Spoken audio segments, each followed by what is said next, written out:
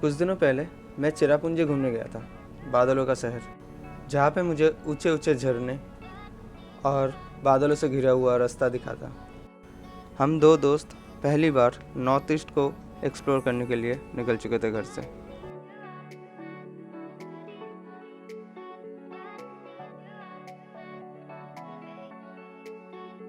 हमने शुरू किया था हमारा शहर कोलकाता की हावड़ा स्टेशन से।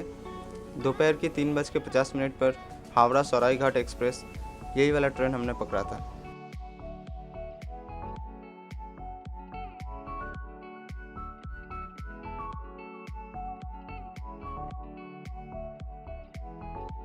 ट्रेन पे चढ़ने से पहले मेरा फेवरेट स्नैक्स दही। हमारा ट्रेन एकदम करेक्ट टाइम पे स्टेशन छोड़ दिया और आगे की तरफ हम बहुत तेज़ी से बढ़ने लगे।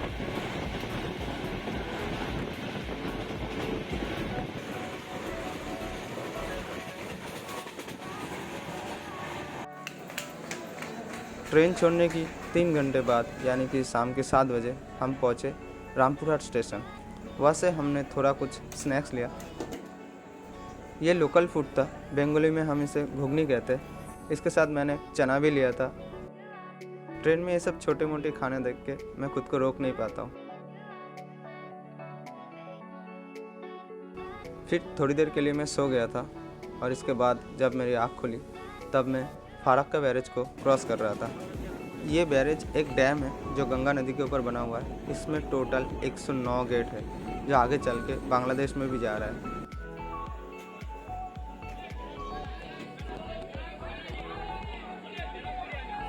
रात के 9:45 बजे हम लोग थे मालदा टाउन स्टेशन पे। हमारी आज की रात की खाना हमने यहीं से लिया था, रोटी और सब्जी।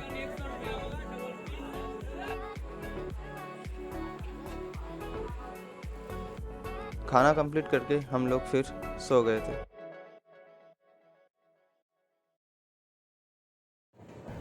सुबह होने के साथ साथ हम और भी आगे बढ़ते गए।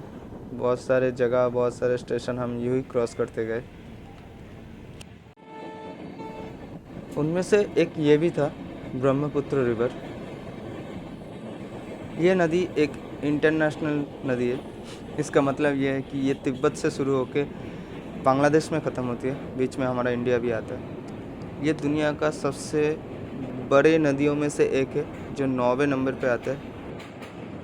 ब्रह्मपुत्र मानस सरोवर से शुरू होकर हमारा बे ऑफ बंगाल में जाके ख़त्म होता है।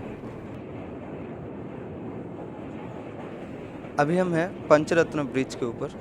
नीचे से रेल ब्रिज और ऊपर से गाड़ी आने जाने का रास्ता।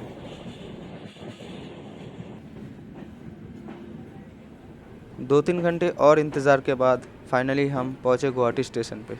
हमारा ट्रेन 1 घंटा के आसपास लेट था।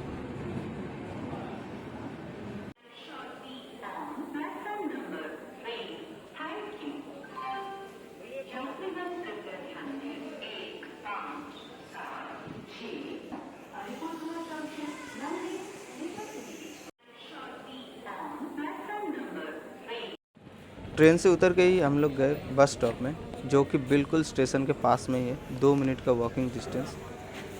शिलोंग के लिए कोई बस नहीं है। हमें पता था कि हमें कोई बस नहीं मिलेगा क्योंकि बस सुबह 8 बजे को ही चला जाता है, लास्ट बस। फिर हम लोग गए पल्टन बाज़ार की तरफ। पल्टन बाज़ार यहाँ का बहुत फेमस मार्केट है, वहीं से हम लोग शेयर कैब ढूंढ रहे थे। लेकिन उससे पहले थोड़ा ब्रेकफास्ट तो हो जाए। ब्रेकफास्ट में हम दोनों ने खाया सत्तू, जो पेट के लिए भी अच्छा है और पॉकेट के लिए भी। फिर हमने शेयर कैब लिया। ये सामने जो गाड़ी दिख रहा है यही हमारा गाड़ी है। 300 रुपया पर पर्सन लिया। यहाँ से शिलोंग तक जाएगा और शिलोंग से आगे तक मेरा कुछ दूसरा प्लान है जो मैं आगे चल के आपको बताता हूँ। बाकी ये शेयर गाड़ी में ही हम लोग जाएंगे। अगले 3-4 घंटे लगेगा शिलोंग पहुँचने में। हम जब गुवाहाटी पहुँचे तो वो वाला दिन था 15 अगस्त, आज़ादी का दिन। इसलिए हर घर तिरंगा लगा हुआ था, पूरा गुवाहाटी शहर सजा हुआ था। हमारे गाड़ी में भी तिरंगा लगा हुआ था, तो बहुत अच्छा लग रहा था। और रास्ते में बहुत सारे रैलियाँ भी निकले हुए थे। 75 वर्ष आज़ादी का अमृत महोत्सव सब लोग बहुत खुशी से मना रहे थे।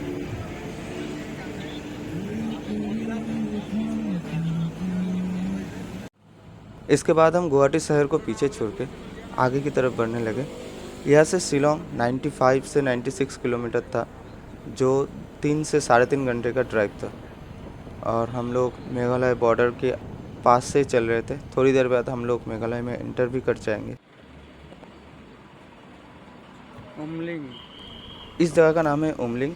ये पल्टन बाजार से 35 किलोमीटर दूर पड़ता है मेघालय से पहले। यहाँ पे कोविड वैक्सीन चेक सेंटर है। हम लोग ने जो वैक्सीन लिया है उसका सर्टिफिकेट चेक कर रहे हैं यहाँ पे। लेकिन सच बताओ तो यहाँ पे कुछ भी चेक नहीं हुआ। सिर्फ हमसे हमारा गाड़ी का नंबर पूछा गया और गाड़ी में कितना लोग हैं वो पूछा गया। हम शेयर में जा रहे थे, टोटल 9 लोग थे। तो एक बंदे ने बोल दिया कि एक गाड़ी में 9 लोग हैं और गाड़ी का नंबर ये है। तो बस उन लोगों ने एक स्लिप दिया और जाने के लिए बोल दिया। और एक बात तो है, बादलों के शहर में आए हैं और बादल देखने के लिए ना मिले, ये तो कभी हो ही नहीं सकता। तो मेघालय हमें अपना मेघ से वेलकम किया और छोटे मोटे बारिशों से भी।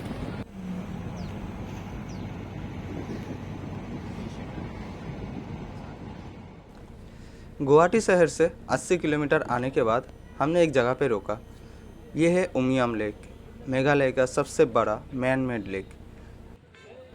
1960 में बनाया गया ये लेक 225 स्क्वायर किलोमीटर पर फैला हुआ है, जिसकी चारों तरफ पहाड़ों से घिरा हुआ है। यहाँ पे एक्चुअली 2 पॉइंट्स है जहाँ से आप इस लेक को देख सकते हो। एक पॉइंट पे एक टूरिस्ट एरिया जैसा बना हुआ है जहाँ पे एंट्री फी भी लेता है। ये पल्टन बाजार से आने के टाइम पे एक जगह था जहाँ पे गाड़ी रोक के हमने ये वाला जगह देखा। यहाँ पे घूमने के लिए आपको 1 से 1.5 घंटा समय लग सकता है, क्योंकि यहाँ पे बहुत सारे वाटर स्पोर्ट भी है, थोड़ा रिलैक्स भी कर सकते हो आप। चिल्ड्रन के लिए बहुत सारे ऑप्शन है जो वो लोग कर सकते हैं। तो हम लोगों ने ऐसा कुछ नहीं किया, सिर्फ हम लोगों ने टाइम लिया, थोड़ा सा देखा। आधे घंटे में हम लोग इसको कंप्लीट करके फिर आगे की तरफ बढ़ने लगे। यहाँ से शिलोंग सिर्फ 15 किलोमीटर ही था, लेकिन थोड़ा सा ट्रैफिक और बारिश की वजह से हमें टाइम थोड़ा ज़्यादा लग गया। आधे घंटे से ऊपर लग गया ये 15 किलोमीटर पहुँचने के लिए। हम पहुँचे पुलिस बाज़ार में। हम दोपहर का खाना ढूंढ रहे थे क्योंकि घर में तब 2:30 हो रहा था। हमें भूख भी लग रहा था इसलिए। और फिर उसके बाद हमें आगे का जर्नी भी कंटिन्यू करना था, जो मैं आगे चल के आपको थोड़ी देर में बताता हूँ। दोपहर में हम लोग कुछ हल्का फुल्का खाने की सोच रहे थे, इसलिए हमने पराठा और सब्ज़ी खाया, जो कि पर प्लेट हमें 30 रुपया पड़ा। फिर हम लोगों ने रेंट पे लिया स्कूटी। हाँ, पूरा ट्रिप में मैं स्कूटी लेके ही घूमने वाला हूँ और स्कूटी बहुत सस्ता भी पड़ा था, 800 रुपीज़ पर डे। फिर भी ये महंगा है, 100 रुपये और कम हो सकता है ऑफ सीज़न में। बाकी स्कूटी कहाँ से बुक करें ये आपके सामने है, आप पॉज करके देख सकते हो। और फिर हम लोगों ने पेट्रोल फिल किया और फिर चल दिए आगे की तरफ। शिलोंग शहर को पीछे छोड़ के हम लोग जा रहे थे चेरापूंजी की तरफ। यहाँ से हम लोग स्कूटी लेके पूरा चेरापूंजी एक्सप्लोर करेंगे।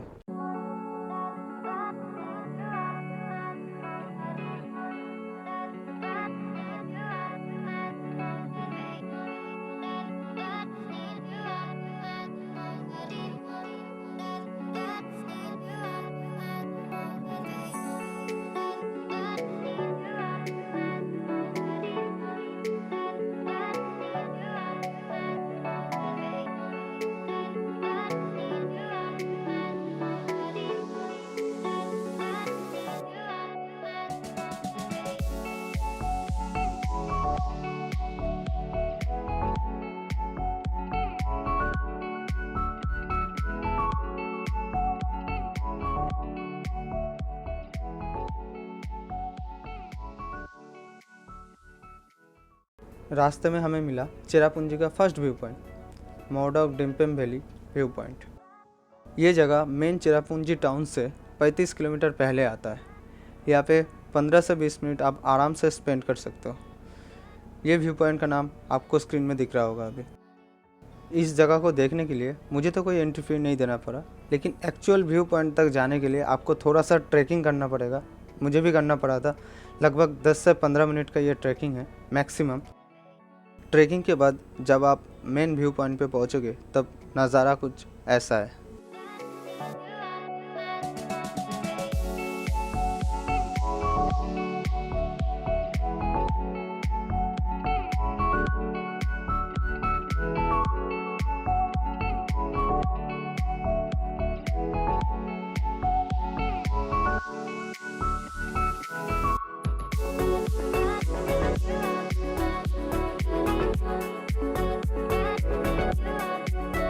जहाँ से हम लोगों ने स्टार्टिंग किया था वहीं पे एक पार्किंग जोन है और बहुत सारे रेस्टोरेंट भी है।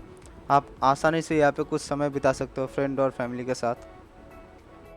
हमारे पास टाइम कम था इसलिए हम लोग वहाँ से निकल गए, लेकिन आप लोग चाहो तो ट्रैकिंग करके और भी नीचे तक जा सकते हो, जहाँ पे आपको एक बहुत बड़ा झरना मिलेगा, लेकिन वहाँ पे जाने के लिए आपको एक्स्ट्रा एंट्री फीस देना पड़ेगा। तो हम लोगों ने वैसा कुछ किया नहीं।